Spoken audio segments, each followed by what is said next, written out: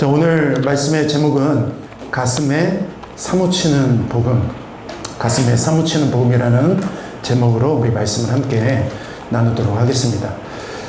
우리 지난주 우리는 사도행전 12장에서 베드로가 처형의 위기에 놓여 있다가 하나님의 천사가 나타났어요. 하나님의 천사가 나타나서 양손에 쇠사슬이 묶여 있었는데 쇠사슬이 저절로 풀어졌습니다. 그리고 옥문이 저절로 열리게 됩니다. 그렇게 베드로가 놀라운 기적을 경험하고 감옥에서 풀려나게 되는 그런 기적을 경험합니다. 이렇게 베드로를 죽이려 했던 그 헤롯과 그리고 그들의 그 일당들이 아무리 예수 그리스도의 복음을 막으려고 해도 그 복음을 막을 수가 없는 것이거든요. 아무리 예배를 막으려고 해도 우리의 예배를 막을 수가 없습니다. 하나님을 경험한 사람들의 그 예배를 막을 수가 없는 거예요. 지금 우리도 이렇게 하나님을 예배하고 있지만 아마 오늘 저 북녘땅에서는 북녘땅 그 지하교회에 있는 우리 믿음의 우리의 동역자들은 지금 그곳에서 예배를 드리고 있을 거예요.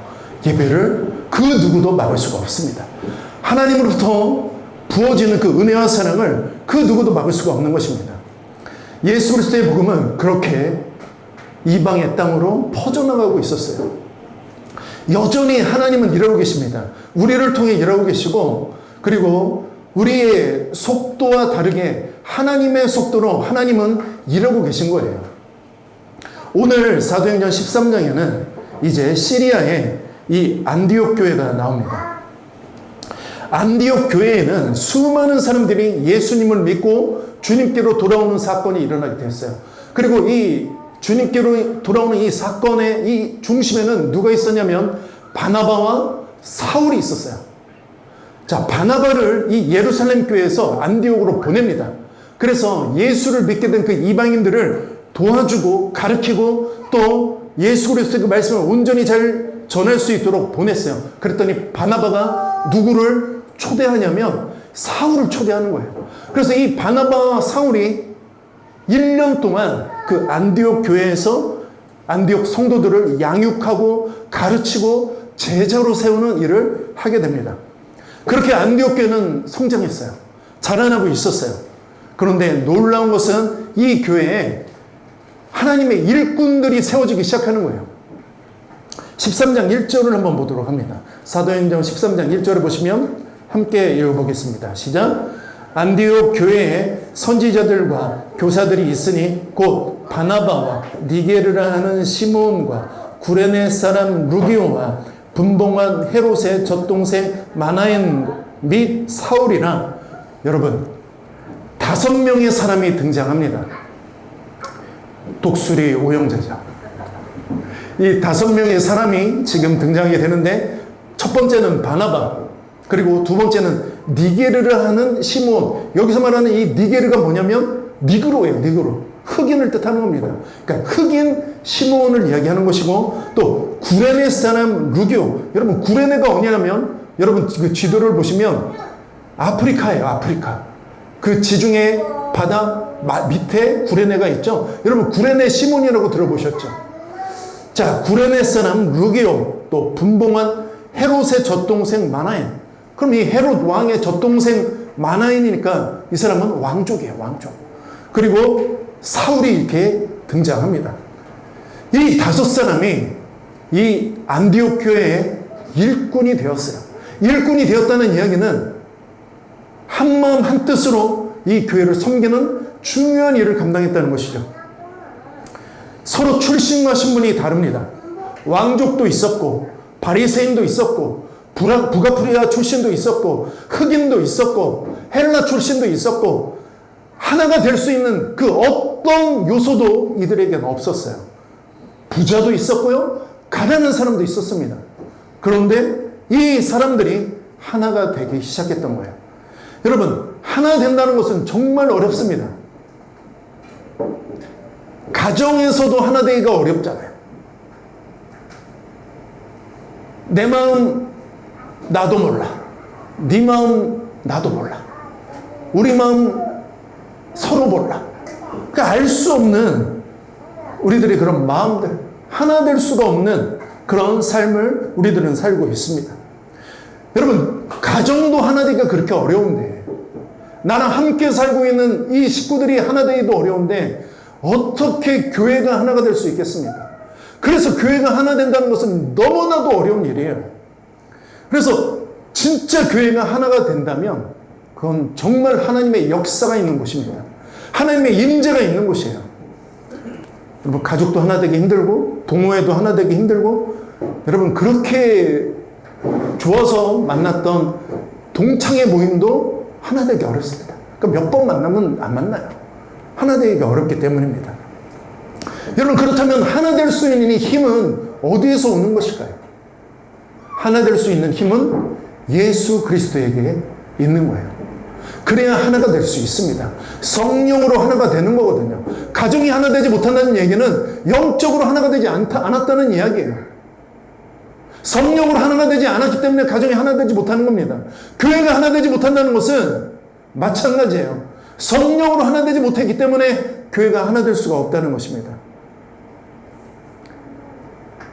하나님은 하나 되게 하시는 분이시고 사탄은 분열되게 하는 존재인 것입니다. 여러분, 지금 내가 속한 곳에 분열이 있다면 그건 사단의 역사가 있는 거예요. 여러분, 그 사단과 싸워 이기셔야 됩니다. 기도하고 금식하고 여러분 싸워서 하나님 앞에 매달려서 하나님, 나의 가정이 하나 되게 해주세요. 하나님, 나의 공동체가 하나가 되게 해주세요. 하나님, 나의 교회가 하나가 되게 해주세요. 그렇게 우리가 기도해야 될 줄 믿습니다. 분열하고 반목하고 얼룩진 인생들을 하나가 되게 하시는 그 능력, 바로 그 능력이 예수 그리스도에게 있는 것입니다.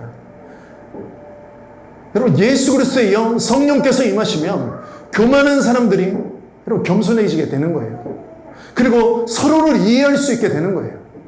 그렇게 서로가 낮아지며 서로가 섬기며 그렇게 하나 될 수 있게 되는 것이죠. 여러분, 이 안디옥 교회를 바울과 사울이 세웠어요. 바울과 사울이 세웠어요? 같은 사람이죠. 바나바와 사울이 세웠어요. 바나바와 사울이 이 안디옥 교회를 세웠단 말입니다. 그러니까 이 두 사람이 공동 담임 목사나 마찬가지인 거예요. 공동 담임 목회를 했던 거죠. 여러분, 이 안디옥 교회가 정말 성장하고 예수 그리스도를 믿는 사람들이 점점 늘어나면서 이 안디옥 교회에 능력들이 생기기 시작했어요. 재정적인 능력, 인적인 능력, 사람들, 여러 가지 능력들이 생기기 시작했어요. 그래서 예루살렘 교회에 어려움이 있을 때 헌금을 보내기도 했어요.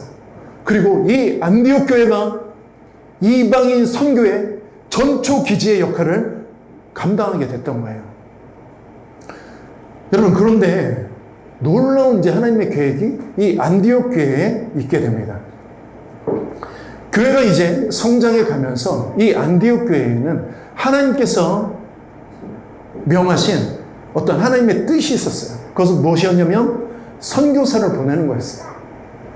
교회가 성장했습니다. 여러분, 이게 오랜 시간이 걸린 게 아니에요. 한 1, 2년 사이에 정말 폭발적으로 성도들이 늘어나기 시작했고 예수 그리스도를 믿기 시작했고 이 성도들이 모여서 안디옥 교회가 정착이 되기 시작했던 거예요. 선교사를 보내야 됩니다. 누굴 보내야 될까요? 여러분, 담임 목사를 보냅니까? 1년, 2년밖에 안 된 교회에 담임 목사를 선교사로 보내요? 말이 안 되잖아요. 그냥 선교사니까 갈 사람 저요? 그럼 너 가자. 이렇게 보내면 되는 거예요. 아니면 담임 목사가 이제 생각하기에 자매님, 자매가 가기 좀 어렵습니까? 그러면 형제님이 가시죠. 저는 아직 준비가 되지 않았습니다. 아니요, 가세요. 갈 수 있습니다. 저희가 도와드릴게요. 1년, 2년 훈련 받았으면 충분합니다. 가시죠. 혼자 가긴 무서운데요. 그러면 한 번 더 같이 가시죠. 그래서 2명 만들어서 보낼 수 있는 거예요. 그런데 이 안디옥 교회에 그 선교사로 누굴 보내게 되냐면 담임 목사 2사람이 가는 거예요. 여러분, 하나님의 역사는, 하나님의 일은 우리 인간이 생각하는 것보다 정말, 인간이 생각하는 것과 정말 다릅니다. 사람이 생각하는 것과 정말 달라요.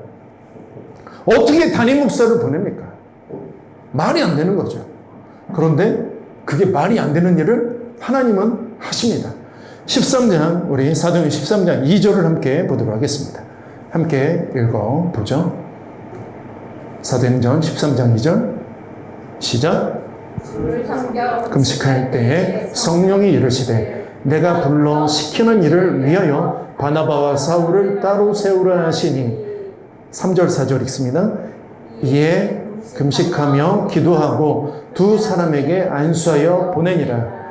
4절 두 사람이 성령의 보내심을 받아 실루야에 내려가 거기서 배 타고 구브로에 가서, 구브로는 키프로스 섬입니다. 우리 지도에 보셨던 그 왼쪽에 있던 섬이에요. 그 섬으로 보냈다는 얘기예요. 여러분, 떠나는 바나바와 사울도 이해할 수 없었을 거예요. 아니, 왜 담임 목사 둘을 보내십니까, 하나님?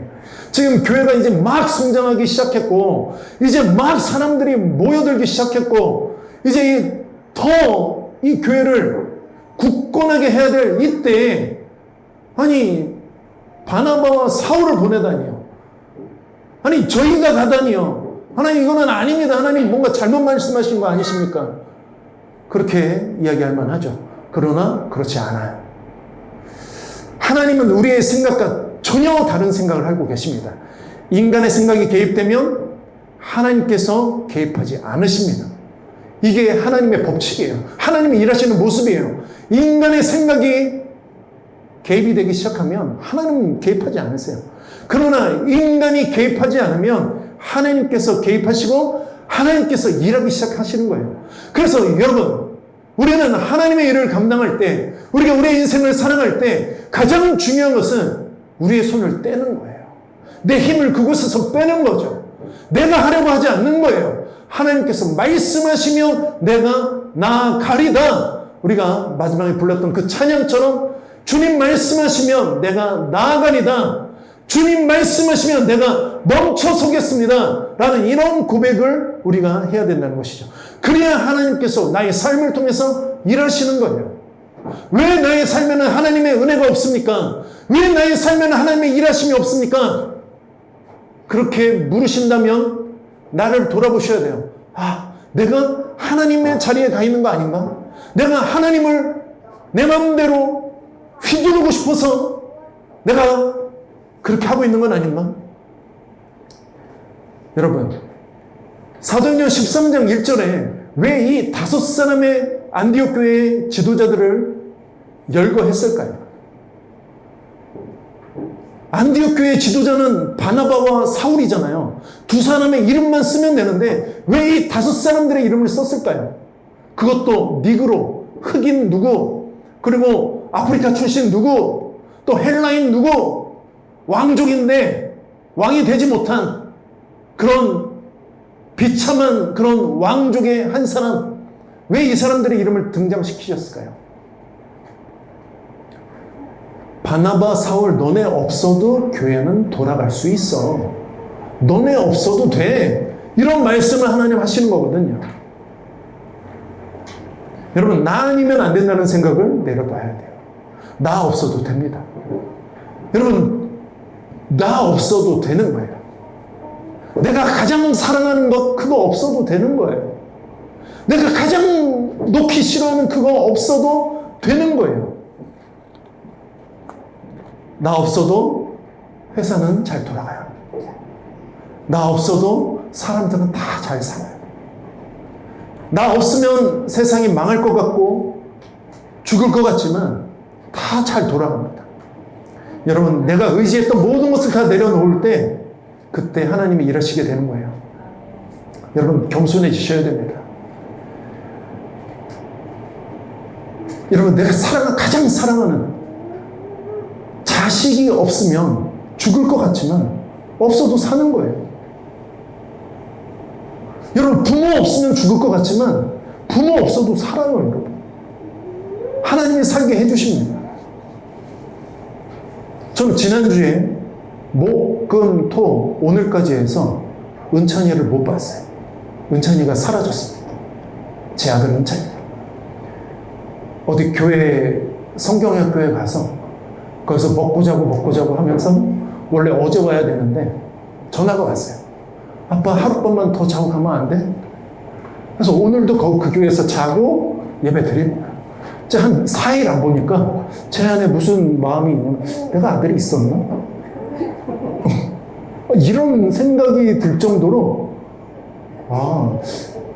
그냥 있어도 살고 없어도 사는 거구나, 인생은. 여러분, 없어도 살게 되는 거예요. 여러분, 내가 그토록 의지하고 믿고 했던 남편이 사라져도 사는 거죠. 내가 그토록 의지하고 믿었던 내 아내가 사라져도 사는 거예요. 살 수 있습니다. 하나님 그렇게 우리가 살기를 원하시는 거예요. 오직 의지하고 바라볼 대상은 누구여야 되냐면 하나님인 거죠. 여러분, 하나님보다 내 남편을 더 의지한다면 그거 내려놓으셔야 돼요. 하나님보다 내 아내를 더 의지한다, 하나님보다 내 자녀들을 더 의지한다, 내려놓으셔야 되는 거예요. 없어도 살 수 있는 존재가 되셔야 되는 거예요. 안디옥 교회에 바나바와 사울 의지했겠죠.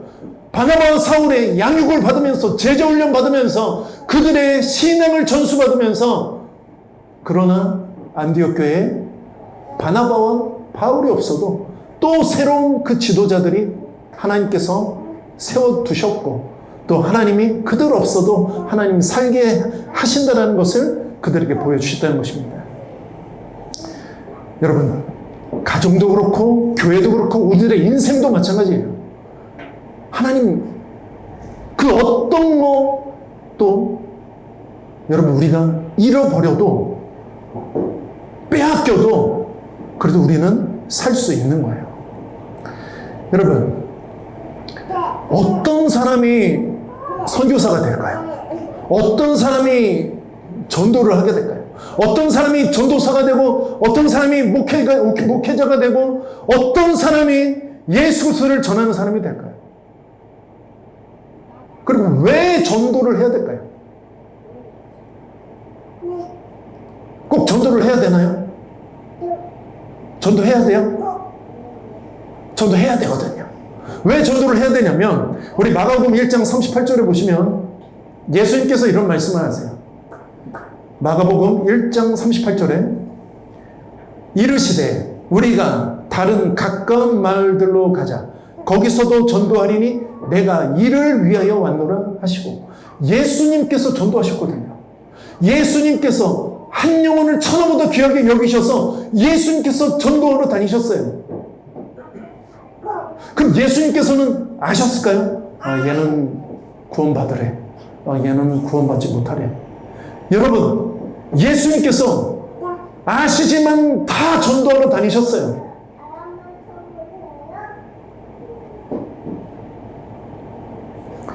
우리가 전도하고 선교하는 이유는, 가장 궁극적인 이유는 영혼의 구원 때문이에요.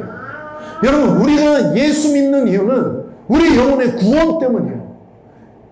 여러분, 좋은 사람이 된다, 교회에 나오면 마음이 편안해진다, 우리가 교회를 나와서 예배를 드리고 나면 내가 좀 마음으로 좀 복잡했던 마음이 차분해진다, 내가 좀 선한 사람이 되고 싶어서 교회를 다닌다. 여러분, 그런 거 아니거든요. 아니면 어떤 문제 해결 때문에 내 이 질병이 치유받았으면 좋겠다, 하나님이라고 계신다는데 이 질병이 치유받았으면 좋겠다. 물론 그런 이유 때문에 교회 나올 수 있겠죠. 그러나 가장 궁극적인 이유는 무엇이냐면 우리 영혼의 구원인 거예요. 오늘날 많은 사람이 듣기 싫어하는 말이죠. 예수 천당, 불신 지옥. 이 말을 하면, 이런 사람들을 보면 많은 그리스도인들도 그렇게 손가락질을 해요. 저렇게 하니까 교회가 욕먹지. 여러분, 해보고 그렇게 손가락질 하세요. 나라도 그렇게 해보고. 안 하잖아요, 우리는 그런 용기조차 없잖아요. 손가락질 당하고 창피하고 해서 그런 말 못 하잖아요. 여러분, 예수님께서 마을마다 곳곳마다 들어가시면서 전도하신 이유는 나로 말미암지 않고는 아버지께로 갈 자가 없다, 구원받지 못한다, 예수 천당 불신 지옥을 외치며 다니신 거예요. 여러분,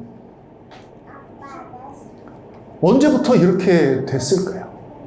언제부터 예수 천당 불신 지옥이라는 말이 야 그렇게 하면 누가 믿냐. 여러분 그렇게 말해서 믿는 사람도 있거든요.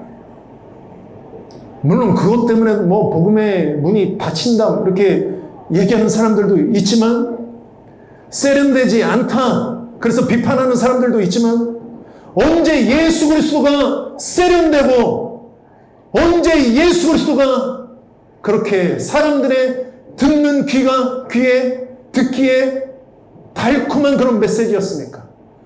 언제나 그렇거든요. 예수님은 회개하라. 천국이 가까이 왔다. 타락하며 살지 말아라. 부패하고 타락한 삶을 청산해라. 하나님께로 돌아와라. 네 맘대로 살지 마라. 이게 예수님의 가르침 아니었습니까?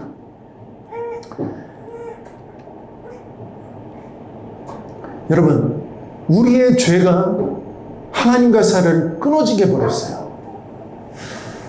하나님과의 사이가 끊어져 버려서 우리는 더 이상 이 땅에서 참된 만족과 안식을 누리며 살 수가 없게 되었던 거예요. 하나님과 사이에 끊어지게 된 가장 큰 이유가 뭐예요? 내가 내 인생의 주인이라고 생각하는 그런 삶이에요. 그러니까 내 인생 내 맘대로 살고 싶어 하는 거죠. 그냥 내 뜻대로 살고 싶어 하는 거예요. 내 맘대로, 내 뜻대로 살고 싶어 하는 이 삶이, 이런 마음이 죄의 본질인 거예요. 그래서 그 마음을 내려놓으라고 하는 거죠. 내 인생의 주인은 내가 아니에요. 그걸 깨닫고 그 생각을 십자가에 못 박고 이제 예수 그리스도를 의지하며 내 인생의 주인은 하나님이십니다.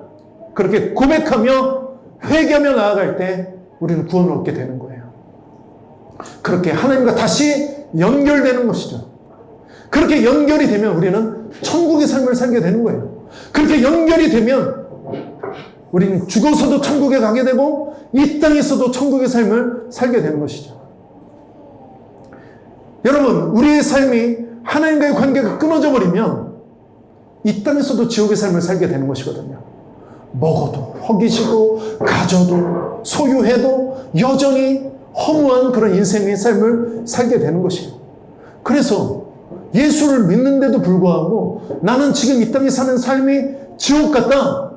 그렇다면 예수를 믿는데도 정말 지옥 같다. 그럼 아마 지옥 갈 거예요. 그런데 예수를 믿으며 지금 내 삶이 정말 지옥 같은 삶을 살지만 회사도 잘려, 투자했는 것도 망해, 주식도 파란색 불이야. 여러분 파란색 아시죠? 파란색은 하락이에요. 하락. 빨간색이야 상승이고요. 여러분 투자한 것마다 망해. 그래서 지옥 같아. 그래도 내 마음 가운데 천국이 임하면 그러면 그분은 천국 가는 거겠죠. 여러분 연결되는 거예요. 하나님의 나라가 이 땅 가운데 임하는 거죠. 나의 삶 가운데 임하는 거예요. 여러분 우리의 신앙이라는 게 그런 거예요. 하나님의 능력이라는 게 그런 거예요. 그래서 우리는 죽어서도 천국에 가지만 이 땅 가운데서도 천국의 삶을 살 수가 있다는 거예요. 이게 복음의 핵심인 거죠. 여러분 이 복된 소식, 이 기쁜 소식을 경험해 본 사람이라면, 느껴본 사람이라면 전하지 않을 수가 없는 거예요. 그래서 선교사로 나가는 거예요. 그래서 예수 그리스도의 복음을 증거하는 거죠. 고린도전서 1장 21절의 말씀, 오늘 말씀 카드로 나눠준 것 함께 읽어보도록 하겠습니다. 고린도전서 1장 21절 함께 읽어봅니다. 시작. 하나님의 지혜에 있어서는 이 세상이 자기 지혜로 하나님을 알지 못하므로 하나님께서 전도에 미련한 것으로 믿는 자들을 구원하시기를 기뻐하셨도다 라고 말씀하고 있어요. 여러분 하나님께서 전도에 미련한 것으로 믿는 자들을 구원하시기를 기뻐하셨다라고 말씀하고 있어요. 여러분 세상 사람들이 보기에 전도하고 선교하는 게 미련한 것으로 보여요. 예수 그리스도께서 하나님의 아들이야. 여러분 이게 전도예요. 교회 다니세요. 이건 전도가 아니에요. 여러분 교회 다니세요가 전도가 아니라 예수님이 하나님의 아들이에요. 예수를 믿으면 구원받습니다. 예수님을 믿게 되면 우리는 천국을 가게 돼요. 여러분, 이것이 전도인 거예요. 도를 전하는 거거든요. 도를 알아야죠. 많은 사람들이 기적을 찾아요. 내가 기적을 경험하면, 내 문제가 해결받으면 나는 예수를 믿겠다. 아니면 너무 예수를 믿어? 너무 좀 단순하지 않아? 좀 더 깊이 있고 좀 더 철학적이어야 되지 않겠어? 수많은 철학자들이 얘기하는, 도대체 여러분 철학 서적 같은 거 읽어보셨습니까? 한 장을 읽는데 한 시간을 읽어도 뭔 소리인지 모르겠어요. 꼬우고 또 꼬우고 꼬아서 결국은 이게 뭘 얘기하는 거지? 알 수가 없는. 여러분, 기적도 좀 고차원적인 철학적인 이야기도 여러분 믿을 마음이 없는 거예요. 좀 그렇게 얘기하면 내가 믿겠다, 들어보겠다. 그럼 형이학적이고 철학적인 말로 설명해 줘야 내가 믿겠다. 믿을 마음이 없는 거예요. 여러분, 복음은 너무나도 단순합니다. 그리고 미련해 보입니다. 그냥 전하는 거예요. 예수 이름을 전하는 거예요. 예수님이 2000년 전에 오셨어요. 우리의 모든 죄와 허물을 씻어주시고 그리고 용서해 주시려고 예수님께서 오셨어요. 그리고 하나님과 우리 사이에 죄로 끊어졌던 단절된 우리의 관계를 예수님께서 해결해 주시려고 오셨어요. 그래서 그 사실을 믿게 되면 우리는 구원받는 거예요. 이게 도를 전하는 거거든요. 그런데 이건 세상 사람들이 듣기에 미련한 이야기 같아요. 그러나 하나님은 이 미련한 이야기를 통해서 기뻐하신다라고 말씀하고 있어요. 누구든지 이 사실을 믿는 자마다 영원한 생명을 얻는 거예요. 너무나 단순하지 않습니까? 내가 그렇게 전하기만 하면 그 다음엔 하나님이 역사하시거든요. 내가 전하지 않기 때문에 하나님께서 역사하시지 않는 것이지, 내가 전하면 하나님께서 역사하신단 말이에요. 여러분, 예수 믿으셔야 됩니다. 예수 믿으세요. 예수 믿으세요. 그래서 오늘 그 찬양을 한 거예요. 당신은 지금 어디로 가나요? 발걸음 무겁게. 우리의 인생이 그렇지 않습니까? 여러분, 이 찬양을 그냥 같이 들려주세요. 당신은 지금 어디로 가나요? 발걸음 무겁게. 이 세상 어디 쉴 곳 있나요? 머물 곳 있나요? 여러분, 전도가 어려우시다면 그냥 이 찬양 가사를 외워서 그냥 앞에서 들려주시는 거예요. 예수 안에는 안식이 있어요. 평안이 있어요. 십자가 부활을 믿는 자마다 구원을 받아요. 이 사실, 여러분, 복음 전하는 게 어렵다면 들려주세요. 이것만 얘기해 주세요. 그러시면 그 다음은 하나님이 역사하시는 거예요. 여러분, 그렇다면 누가 전도사가 되고 누가 선교사가 됩니까? 이 말씀을 믿는 사람들이 전도하는 거예요. 바나바와 바울처럼 예수님을 만나고 믿는 사람들이 전도하는 사람이 됩니다. 예수님의 죽으심과 부활하심을 믿는 사람들이 전도하게 되는 거예요. 그리고 두 번째는 천국과 지옥이 실제라고 생각하는 사람들이 전도하기 시작하는 거예요. 여러분, 죽음은 현실입니다. 여러분, 영원히 살 것 같지만 우린 영원히 살 수 없어요. 어느 날, 어느 때에 하나님께서 어떠한 방법으로 우리를 부르실지 모르는 거예요. 여러분, 그거 기억하셔야 되는 거예요. 우리가 천년, 만년 못 사는 존재들이거든요. 그러나 우리의 정말 안타까운 우리들의 모습은 나에게 죽음은 없다라고 생각하는 것이죠. 여러분, 죽음 이후의 삶이 존재합니다. 천국과 지옥이 존재합니다. 영원한 세계가 존재합니다. 그것이 현실로 와 닿는 사람들이 전도하는 거예요. 그 현실로 경험한 사람들이 전도를 하는 것이죠. 그렇게 전도하고 선교를 했을 때 하나님께서는 우리에게 어떤 은혜들을 주시냐면, 오늘 우리 읽었던 13장 52절 말씀 함께 보도록 합시다. 사도행전 13장 52절 함께 읽습니다. 시작. 제자들은 기쁨과 성령이 충만하니라 라고 말씀하고 있어요. 여러분, 예수 그리스도의 복음을 증거했습니다. 이방인들에게 바울과 바나바가 증거하고 전도했어요.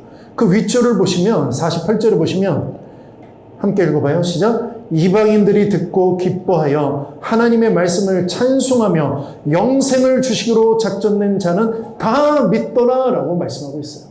여러분, 복음 전하는 이유는 뭐냐면 영원한 생명을 주기 위함이에요.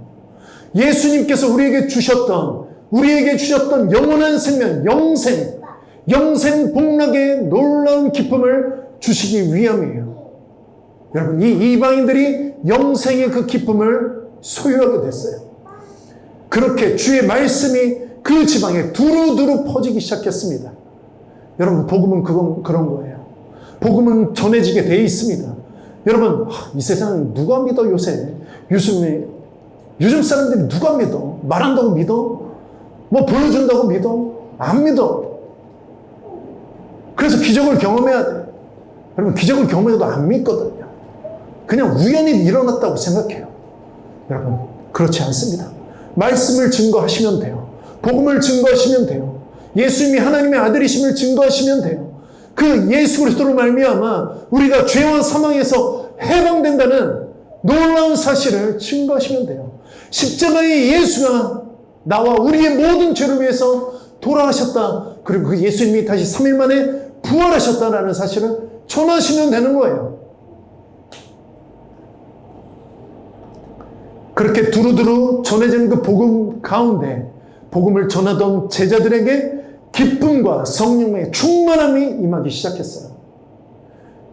여러분, 삶의 낙이 없으십니까? 전도하시면 돼요. 밖에 나가서 전도하시고 길거리에서 예수 믿으세요. 예수 믿으세요. 당신은 지금 어디로 가나요? 발걸음 무겁게. 여러분, 그렇게 전도하시면 하나님이 일하시고 하나님이 역사하시고 나에게 기쁨과 성령의 충만함을 부어주시거든요. 하나님은 이를 위해서 우리를 부르셨어요. 우리를 구원하셨어요. 하나님은 우리를 사용하기 원하세요.